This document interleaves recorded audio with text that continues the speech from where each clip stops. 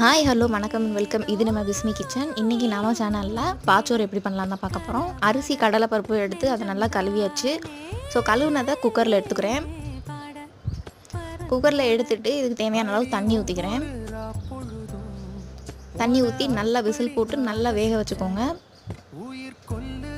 இந்த கேப்பில் ஒரு கடாயில் கொஞ்சம் பெருஞ்சீரகம், ஏலக்காய் இதை போட்டு நல்லா வறுத்துக்கோங்க. வெறும் சட்டியில் எண்ணெய் ஊற்றக்கூடாது. இதை மிக்ஸி ஜாருக்கு மாற்றி நல்லா பவுட்ரு பண்ணி எடுத்துக்கணும். ஸோ பவுட்ரு பண்ணுறதுக்காக கூட கொஞ்சம் சுகர் போட்டுட்டு நான் பவுட்ரு பண்ணி எடுத்துருக்கேன். இப்போ பாருங்கள், விசில்லாம் எடுத்து விட்டுட்டு பாருங்கள், நல்லா வெந்திருக்கும். ஸோ இதோட என்ன செய்ய போகிறேன் அப்படின்னா, வெள்ளத்தை நான் இந்த மாதிரி காய்ச்சி வச்சுருக்கேன். வெள்ளத்தை சேர்த்தாச்சு. கொஞ்சம் தேங்காய் பூ சேர்த்துக்கோங்க. அதோட நம்ம பவுட்ரு பண்ணோம் இல்லையா, அந்த பவுடரையும் சேர்த்துட்டு நல்லா மிக்ஸ் பண்ணிக்கோங்க. இதோட கொஞ்சம் மணத்துக்காக நல்லா முருகுன்னு நெய் விட்டுருக்கேன்.